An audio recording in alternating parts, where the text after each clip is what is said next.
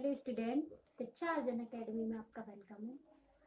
आज का हमारा टॉपिक है जीवाणु एवं विषाणु। जीवाणु और विषाणु के द्वारा कौन से रोग होते हैं और इनका रोग वाहक क्या होता है, इनसे कौन कौन से अंग प्रभावित होते हैं, आज हम स्टूडेंट इनके बारे में पढ़ेंगे। क्योंकि आरआरबी जो एनटीपीसी रेलवे एग्जाम है उसको देखते हुए ये इम्पोर्टेंट टॉपिक है। कभी कभी क्या होता है, छोटे से छोटे क्वेश्चन एग्जाम में पूछ लिया जाता है। ये मैंने टॉपिक 2016 का आरआरबी एनटीपीसी एग्जाम हुआ था उसको देखते हुए बनाया है, और बैंक में भी आती है, एसएससी, सीजीएल, इनमें क्या ये टॉपिक इम्पोर्टेंट होता है। तो स्टूडेंट आज हम पढ़ेंगे जीवाणु और विषाणु द्वारा होने वाले रोग। तो सबसे पहले स्टूडेंट हम पढ़ेंगे जीवाणु द्वारा होने वाले रोग। जीवाणु द्वारा होने वाले रोगों से पहले मैं स्टूडेंट आपको समझाऊंगी संक्रामक रोग। संक्रामक रोग कैसे होते हैं? वे रोग जो एक दूसरे के संपर्क में आने से फैलते हैं, जैसे किसी ने किसी से हाथ मिलाया, किसी ने किसी का झूठा पानी पिया, या कुछ क्रियाएं हो जाती हैं जैसे गंदा पानी है, या उसको अपन किसी के गंदे कपड़ा है या रूमाल वगैरह को यूज कर लेते हैं, तो वो बैक्टीरिया या सूक्ष्म जीव होते हैं वो हमारे क्या बॉडी के अंदर चले जाते हैं और स्वच्छ व्यक्ति को भी क्या कर देते हैं, बीमार कर देते हैं। तो आया समझ में संक्रामक रोग क्या होते हैं? वे रोग जो एक दूसरे के व्यक्ति के संपर्क से फैलते हैं जीवाणु कहलाते हैं। जीवाणु किन किन माध्यमों से फैलता है? वायु द्वारा फैलता है, जल द्वारा फैलता है, संपर्क के माध्यम से फैलता है। इन माध्यमों से क्या संक्रामक रोग फैलते हैं। उन्हीं संक्रामक और असंक्रामक रोग। अब आते हैं अपन असंक्रामक रोग क्या होते हैं?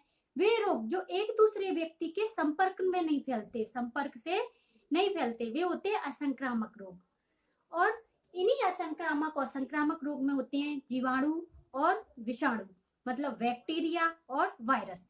जैसे कि आपने अभी अभी नाम सुना होगा, अभी अभी एक वायरस आया है कोविड-19, जो बहुत घातक वायरस है, जिसकी अभी क्या वैक्सीन तैयार नहीं हुई है। भारत सरकार इस वैक्सीन को बनाने में अग्रणी है, मतलब वो इस पे रिसर्च कर रही है, जो वैज्ञानिक हैं वो इस पर रिसर्च कर रहे हैं। तो हम पढ़ेंगे क्या, सबसे पहले जीवाणु मतलब बैक्टीरिया। बैक्टीरिया क्या होते हैं? बैक्टीरिया होते हैं वो बहुत सूक्ष्म जीव होते हैं। कैसे होते हैं? सूक्ष्म जीव होते हैं, वो भी हमारे शरीर को क्या करते हैं, क्षति पहुंचाते हैं, नुकसान पहुंचाते हैं। अब उन बैक्टीरियाओं के नाम क्या हैं, कौन सा रोग किस जीवाणु के कारण होता है, ये मैं आपको आज बताऊंगी। तो स्टूडेंट सबसे पहले हम पढ़ेंगे हैजा। हैजा। हैजा कैसे होता है? हैजा होता है जैसे कोई भीड़ भाड़ जगह होती है या कुछ होता है, तो उसमें जो दूषित जल होता है उसको पीने से हमारे शरीर में क्या होता है, जीवाणु प्रवेश कर जाते हैं और वो हमें हैजा नामक बीमारी उत्पन्न कर देते हैं। तो हैजा होता है, वो हैजा कौन सी जीवाणु द्वारा होता है? हैजा होता है विब्रियो कोलेरी जीवाणु द्वारा होता है। कौन से जीवाणु द्वारा होता है हैजा? विब्रियो कोलेरू। जो विब्रियो कोलेरू नामक जीवाणु होता है उसके द्वारा हैजा होता है। और हैजा होने से कौन से सबसे ज्यादा अंग कौन से प्रभावित होते हैं? तो वो अंग होते हैं पेट और आंत। कौन से? हमारा पेट और आंत हैजा से सबसे ज्यादा प्रभावित होता है। अब बच्चों मैं आपको ये भी बता देती हूँ, जो हैजा होता है उसे रोकने के लिए सबसे पहले उसे क्या करना चाहिए, उबला हुआ पानी देना चाहिए और बार बार पर पानी पिलाना चाहिए, जिससे क्या जो हमारे शरीर में पानी की कमी होती है वो पूरी हो जाती है। क्योंकि हैजा रोग होता है वो हमारे शरीर में हमारी बॉडी में पानी की कमी कर देता है। अब हम आते हैं दूसरा रोग क्या होता है, क्षय रोग, टीबी। क्या होता है? टीबी। टीबी का पूरा नाम होता है ट्यूबरक्लोसिस। क्या होता है टीबी का पूरा नाम? ट्यूबरक्लोसिस। ये क्या होता है? ये कौन से जीवाणु द्वारा होता है? ये माइक्रोबैक्टीरियम ट्यूबरक्लोसिस जीवाणु नामक बैक्टीरिया होता है, उससे क्या होता है, ये होता है। किसके जीवाणु द्वारा होता है? ये माइक्रोबैक्टीरियम ट्यूबरक्लोसिस जीवाणु द्वारा होता है। प्रतिवर्ष 24 मार्च को विश्व टीबी दिवस मनाया जाता है। टीबी दिवस स्टूडेंट कब मनाया जाता है? तो टीबी दिवस 24 मार्च को मनाया जाता है। कभी कभी क्वेश्चन आ जाता है कि बताइए टीबी दिवस कब मनाया जाता है, तो टीबी दिवस 24 मार्च को मनाया जाता है। अब टीबी जो हमारे शरीर में टीबी बीमारी हो जाती है, टीबी रोग हो जाता है, वो हमारे शरीर के कौन से अंग को प्रभावित करता है, कौन से अंग को प्रभावित करता है? ये हमारा जो आहार नाल होता है, हम जो खाना या भोजन ग्रहण करते हैं, जो खाना हमारे आहार नाल में पचता है, उसको क्या करता है? ये क्षति पहुंचाता है। और हमारे श्वसन के जो फेफड़े होते हैं उनको भी क्या कहता है? उनको भी क्षति पहुंचाता है। अब हम आते हैं तीसरा जीवाणु कौन सा होता है? तीसरा रोग कौन सा होता है? तीसरा होता है टाइफाइड। कौन सा होता है? टाइफाइड। टाइफाइड किस जीवाणु द्वारा हो जाता है? टाइफाइड हो जाता है साल्मोनेला। जो साल्मोनेला जीवाणु होता है उसके द्वारा टाइफाइड होता है। ये ज्यादातर किसमें होता है बच्चों? ये ज्यादातर बच्चों में होता है। कहाँ पर, कब, मतलब किसमें होता है? ये बच्चों में होता है, क्योंकि जो 10 साल तक के बच्चे होते हैं उनको टाइफाइड होने की ज्यादा संभावना होती है। और इससे सबसे ज्यादा प्रभावित अंग होता है, जो बच्चे होते हैं सबसे ज्यादा प्रभावित अंग होता है अपना छोटी आंत। जो हमारी छोटी आंत होती है उसे टाइफाइड रोग क्या करता है? क्षति पहुंचाता है। उसके बाद में हम आते हैं बच्चों दस्त या डायरिया भी बोलते हैं उसको। क्या बोलते हैं? डायरिया। तो दस्त कौन से जीवाणु द्वारा होता है स्टूडेंट? दस्त होता है ई कोलाई। कौन से जीवाणु द्वारा होता है? E coli. अब ये ई कोलाई डायरिया होता है वो कौन से, किसके माध्यम से होता है? जो हमारा विषाक्त भोजन होता है उसके द्वारा दस्त हो जाते हैं। मतलब दूषित भोजन होता है उसके द्वारा हम क्या, हमारे शरीर में वो पहुंच जाते हैं जीवाणु और हमें क्या, दस्त नामक बीमारी उत्पन्न कर देते हैं। जैसे इस दस्त को रोकने के लिए, डायरियाओं को रोकने के लिए हमें क्या, समय समय पर ORS घोल बच्चों को या बड़ों को या किसी को भी पिलाना चाहिए। अब हम आते हैं टिटनेस। टिटनेस क्या होती है बच्चों? टिटनेस एक, जैसे कोई लोह का या कुछ चीज लग जाती है हमारे शरीर पे तो वो धीरे धीरे क्या, घाव बना लेती है। क्या बना लेती है? घाव। उसे हम कहते हैं टिटनेस। क्या बोलते हैं? टिटनेस। टिटनेस का जो जीवाणु होता है वो कौन, टिटनेस रोग होता है वो किस जीवाणु के कारण होता है? तो वो टिटनेस रोग होता है, वो होता है क्लास्ट्रीडियम टेटनी।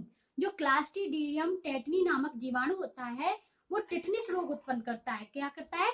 टिटनेस रोग उत्पन्न करता है। अब इससे सबसे ज्यादा प्रभावित अंग कौन सा होता है हमारे शरीर का? सबसे ज्यादा प्रभावित अंग होता है तंत्रिका तंत्र। हमारे शरीर में तंत्रिका तंत्र होती है वो इससे सबसे ज्यादा प्रभावित होती है। अब हम आते हैं, देखो बच्चों स्टूडेंट, अगला है हमारा निमोनिया। ये निमोनिया में क्या होती है? जो हमारी पल्स होती है, क्या होती है? पल्स। उनकी जो धड़कनें होती हैं वो क्या हो जाती है? तेज हो जाती है। क्या हो जाती है? इस बीमारी के कारण जो निमोनिया होता है वो हमारी जो पल्स होती है, हमारी धड़कनें होती हैं वो क्या हो जाती है? तेज हो जाती है। इस रोग का सिर्फ पहचानने का सिर्फ यही कारण होता है कि हमारे जो पल्स होती है वो तेज हो जाती है। कैसी हो जाती है? तेज। और इसको जो जीवाणु पैदा करता है, इसका रोग वाहक कौन सा होता है? इसको डिप्लोकोकस न्यूमोनी, जो डिप्लोकोकस न्यूमोनी जीवाणु होता है वो टिटनेस नामक बीमारी को उत्पन्न कर देता है। और इससे सबसे ज्यादा प्रभावित अंग होता है, उससे सबसे ज्यादा प्रभावित अंग कौन सा होता है? फेफड़े होते हैं। क्या होते हैं? फेफड़े। क्या होते हैं? फेफड़े। सबसे ज्यादा प्रभावित अंग कौन से होते हैं? हमारे फेफड़े होते हैं। कौन से होते हैं? फेफड़े। अब देखो बच्चों, आपने देखा होगा टीबी, चेचक वगैरह, इनके क्या टीके लगाए जाते हैं। टीके, BCG का टीका लगाया जाता है बच्चों को, चेचक का टीका लगाया जाता है, इनके टीके लगाए जाते हैं। टीका की खोज सबसे पहले स्टूडेंट किसने की थी? टीका की खोज की थी, वो की थी टीका की खोज लैटिन, जो एडवर्ड जेनर नामक वैज्ञानिक थे, उन्होंने एडवर्ड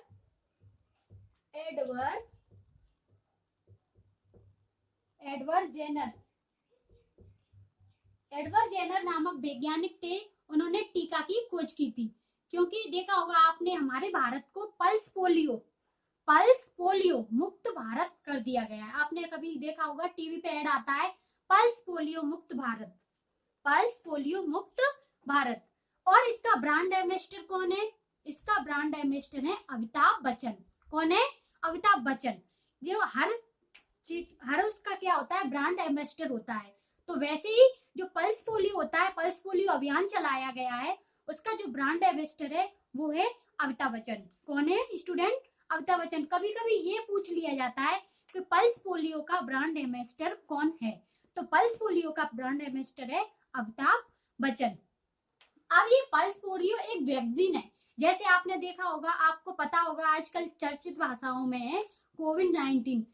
कुछ मतलब न्यूज पे आप सुनते हो कि कोविड-19 की वैक्सीन तैयार हो रही है, अमेरिका ने कोविड-19 की वैक्सीन तैयार कर ली है, भारत में इसकी रिसर्च चल रही है। वैसे ही जो टीकाकरण की वैक्सीन थी वो जो वैज्ञानिक थे एडवर्ड जेनर, उन्होंने क्या इसकी खोज की थी। इसलिए क्या आपको पता है बच्चों, क्या आपको पता है हमारे भारत में किन किन बीमारियों की वैक्सीन तैयार या टीके तैयार कर लिए गए हैं? वैक्सीन या टीके तैयार कर लिए गए हैं। अब देखो कौन किस किस के टीके तैयार कर लिए वो मैं आपको बताऊंगी। पहला है चेचक, छोटी माता होती है ना, उनके टीके। पोलियो, रेबीज, डिप्थीरिया, छोटी माता, इनके क्या टीके तैयार कर लिए गए हैं। जैसे हेपेटाइटिस बीमारी का भी क्या टीका तैयार कर लिया गया है। ज्यादातर टीके उनमें क्या 10 साल तक के बच्चे होते हैं या 5 साल तक के बच्चे होते हैं, उनको क्या टीके लगाए जाते हैं, उनको क्या टीके लगाए जाते हैं। तो बच्चों ये हो गए जीवाणु, ये क्या है हमारे जीवाणु। और भी हमारे जीवाणु है, और भी हमारे जीवाणु है। जैसे कि मैं आपको बताती हूँ, जैसे काली खांसी, काली खांसी, काली खांसी का जो रोग वाहक है वो क्या है? काली खांसी। काली खांसी का रोग वाहक होता है हीमोफिलस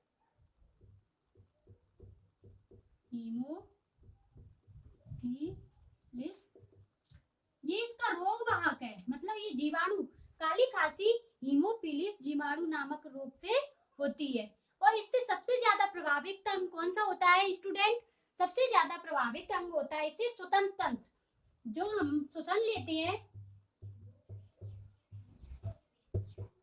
सबसे ज्यादा इससे प्रभावित अंग होता है श्वसन। क्या होता है? श्वसन तंत्र। क्या होता है स्टूडेंट? श्वसन तंत्र।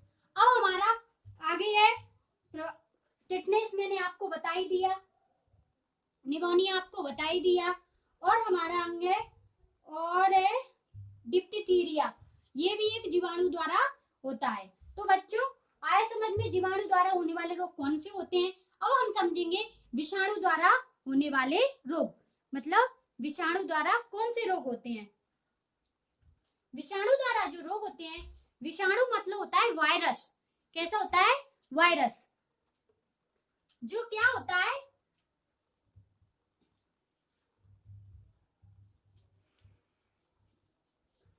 विषाणु क्या होता है? वायरस होता है। क्या होता है? वायरस होता है। जो जैसे आपको पता है मलेरिया नामक रोग हो जाते हैं, वो किसके कारण होते हैं? एक वायरस से, एक मच्छर होता है, मादा एनाफ्लीज मच्छर होता है, उसके काटने से क्या मलेरिया जैसे नामक रोग हो जाते हैं।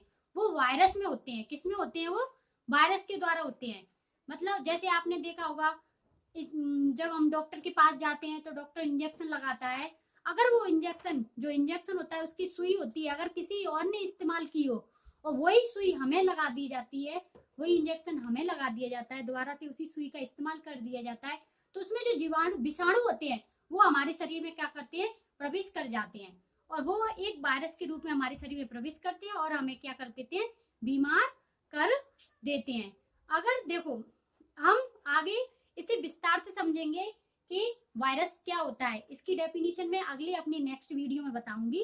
क्या, कैसे, कौन सा वायरस कैसा होता है, ये मैं आपको बताऊंगी। अब हम पढ़ेंगे एड्स। सबसे पहले वायरस में अपन पढ़ेंगे स्टूडेंट एड्स। एड्स क्या होता है? ये HIV वायरस होता है। कैसा होता है? ये HIV वायरस होता है। ये इसका सबसे ज्यादा प्रभावित अंग कौन सा होता है? लसिका ग्रंथि में सूजन आ जाती है। इसके द्वारा जो लसिका ग्रंथि होती है हमारी, उसमें क्या होता है, सूजन आ जाती है। जब 1 दिसंबर होता है, 1 दिसंबर को एड्स जागरूकता दिवस मनाया जाता है। 1 दिसंबर को स्टूडेंट एड्स जागरूकता दिवस कब मनाया जाता है, तो एड्स जागरूकता दिवस 1 दिसंबर को मनाया जाता है। अब आती है छोटी माता, चिकन पॉक्स।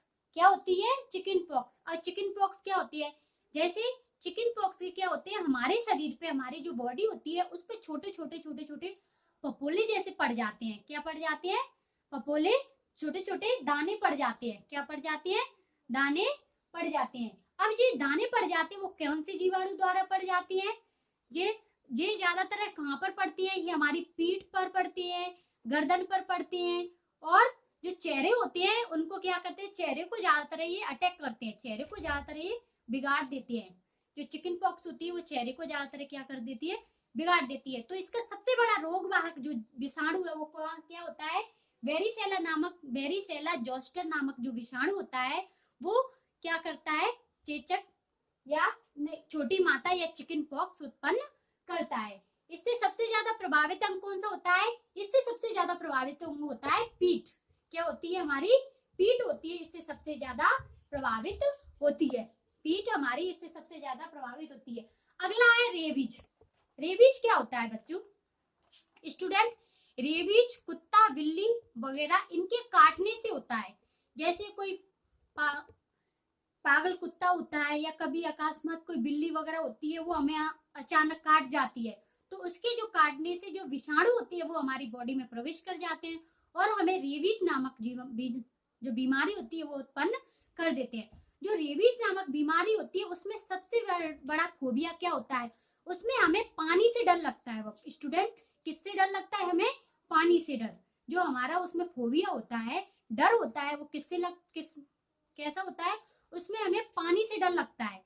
किसमें पानी से डर लगता है, ये कौन से द्वारा होता है, ये रेबीज वायरस। देखो स्टूडेंट, ये सबसे आसान है, इसको याद करना सबसे आसान है। आपको रेबीज नाम याद रखना है और रेबीज नाम से ही आपको रेबीज वायरस याद हो जाएगा। अब ये सबसे ज्यादा प्रभावित अंग क्या होता है, जो हमारा कंठ होता है, गले के अंदर जो कंठ होता है जिससे हम बोलते हैं स्टूडेंट, जिससे हम क्या करते हैं, बोलते हैं, उसको ये रोग क्या कर देता है, प्रभावित कर देता है। इसको ये क्या कर देता है, जो कंठ का बोलना होता है, हम जिससे बोल रहे हैं उस कंठ को क्या कर देता है, ये प्रभावित कर देता है। उस कंठ को क्या कर देता है, ये प्रभावित कर देता है। अब स्टूडेंट, मैं आपको एक और चीज बताऊं, जो लुईस पास्चर नामक जो वैज्ञानिक थे, उन्होंने क्या, टीकों की खोज की थी। उन्होंने किसकी खोज की थी, टीकों की खोज की थी। टीके थे जैसे रेबीज का टीका, छोटी माता का टीका, इनकी क्या, टीकों की खोज की थी और इन्होंने वैक्सीन बनाई थी। अगला हमारा है मलेरिया। मलेरिया क्या होता है, जो मलेरिया होता है वो गंदे मच्छरों से पनपने से होता है।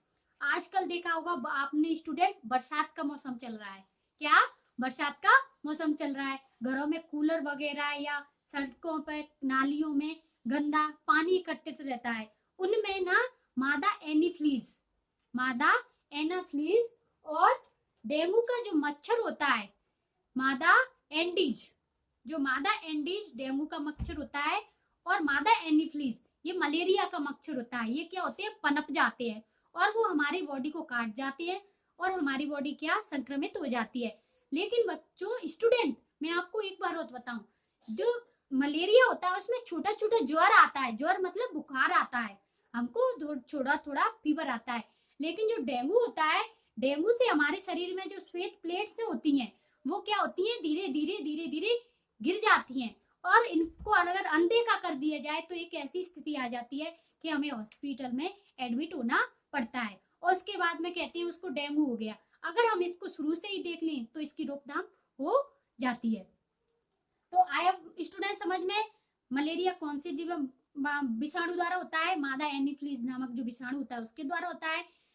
डेंगू किसके होता है, मादा एडीज नामक जो विषाणु होता है उसके द्वारा डेंगू होता है। अब हमारा इससे देखो प्रभावित अंग, सबसे ज्यादा लीवर प्रभावित होता है। जो डेंगू होता है उससे हमारी धीरे धीरे प्लेट गिर जाती है और हमारे लीवर पे जाके वो क्या कर देता है, अटैक कर देता है। क्या कर देता है, अटैक कर देता है। और हमारे जो मस्तिष्क में सोचने की प्रवृत्ति होती है वो धीरे धीरे कैसी होती जाती है, कमजोर होती जाती है।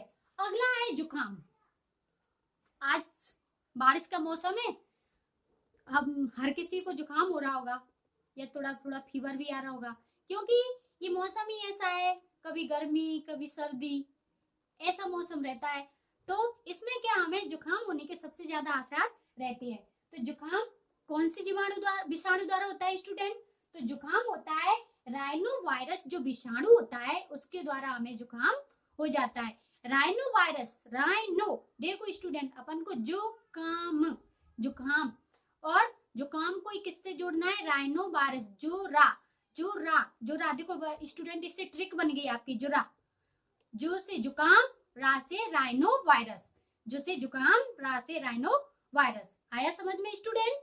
जो से जुकाम, रा से rhino virus, very simple trick. इससे सबसे ज्यादा प्रभावित अंग होता है वो हमारी श्वसन नलिका होती है। हमें सांस लेने में क्या होती है, प्रॉब्लम होती है, परेशानी होती है।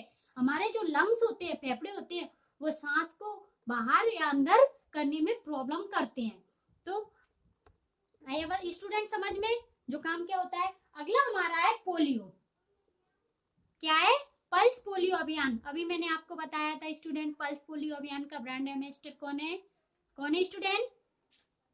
बड़ी जल्दी भूल जाते हो, मैं बता देती हूँ आपको। पल्स पोलियो अभियान का ब्रांड एम्बेसडर है अमिताभ बच्चन।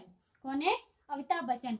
इससे जो ये कौन से वायरस द्वारा होती है, प से पोलियो और प से पोलियो वायरस। तो इसमें प याद रखना है, पप याद रख लेना आप। क्या है, पप याद, पप माने पोलियो, प माने पोलियो वायरस। ये सबसे ज्यादा कौन से अंग को प्रभावित करता है स्टूडेंट? ये हमारे जो मेरु रज्जु होता है हमारे शरीर में।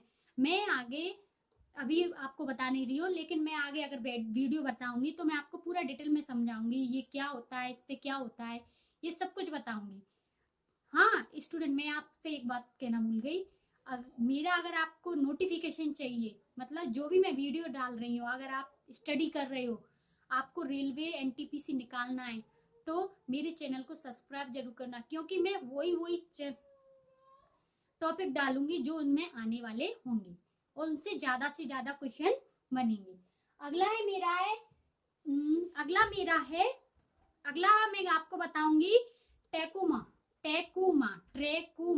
ये एक बीमारी होती है, आपने शायद पहले नहीं सुनी होगी, अब याद रखना, क्योंकि कभी कभी एग्जाम कुछ भी पूछ सकता है।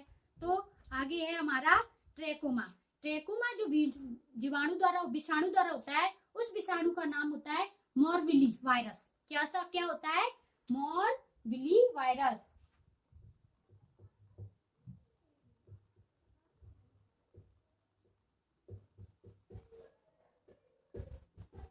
किसके द्वारा हो जाता है स्टूडेंट, ये मोरविली वायरस द्वारा हो जाता है। और इससे जो प्रभावित अंग होता है वो होती है हमारी आंखें हो जाती हैं। आंख, क्या होता है इससे, हमारा जो प्रभावित अंग है वो आंख होती है। क्या होती है, आंख। क्या होती है, आंख। अगला है हमारा चेचक। चेचक है, चेचक वेरिओला नामक वायरस से होता है। वेरिओला नामक वायरस होता है, उससे चेचक बीमारी हो जाती है। और इसका रोग, इससे सबसे ज्यादा कौन सा अंग प्रभावित होता है स्टूडेंट? तो इससे सबसे ज्यादा होता है संपूर्ण शरीर, पूरा अंग इससे प्रभावित होता है। चेचक से पूरा अंग इससे प्रभावित होता है। अगला है पीलिया, या उसको बोलते हैं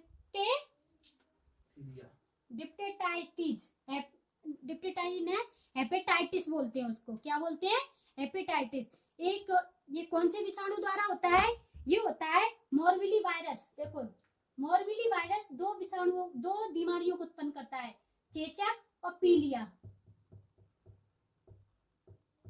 चेचक और पीलिया, ये वेरिओला वायरस होता है, वो क्या करता है, दोनों को करता है। अगला है हमारा हर्पीज। देखो हर्पीज किसके द्वारा होता है? हर्पीज हर्पोस नामक जो विषाणु होता है उसके द्वारा होता है।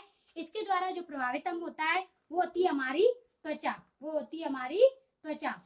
वो क्या होती है? त्वचा। अगला स्टूडेंट देखो, मैं आपको एक इम्पोर्टेंट जानकारी दे रही हूँ, इम्पोर्टेंट इसी में बताती हूँ। जो हमारी एंथ्रेसिस बीमारी थी ना, एंथ्रेसिस बीमारी, उसकी खोज किसने की थी? इसकी खोज हुई थी 1876 ईस्वी में। ये बीमारी उस टाइम बहुत चली थी, इसलिए मैं आपको बता रही हूँ स्टूडेंट। एंथ्रेसिस जो बीमारी थी वो एंथ्रेसिस नामक जो रोग है वो एंथ्रेसिस नामक जीवाणु से हुआ था। इसकी खोज किसने की थी? तो इसकी खोज रॉबर्ट कोच थे। रॉबर्ट कोच वैज्ञानिक थे। उन्होंने एंथ्रेसिस जो बीमारी थी, एंथ्रेसिस रोग था, एंथ्रेसिस रोग था, उसकी क्या की थी? उन्होंने खोज की थी। उसकी क्या की थी? उन्होंने खोज की थी। स्टूडेंट आप जानते हो, क्या आप जानते हो जो किडवन होता है हमारा, किडवन, किडवन, किडवन की खोज भी किसने की थी? लुई पास्चर ने की थी। जिन्होंने टीके की खोज की थी उन्होंने किडवन की भी खोज की थी, लुई पास्चर। ये कब हुई थी? ये 1857 ईस्वी में हुई थी। कब हुई थी? ये 1857 ईस्वी में हुई थी। अगला हमारा वीडियो नेक्स्ट टॉपिक पर हम आगे बात करेंगे student. Thank you very much. और अगर मेरा ये वीडियो आपको पसंद आया है तो इसको लाइक, शेयर और सब्सक्राइब जरूर करना। Thank you.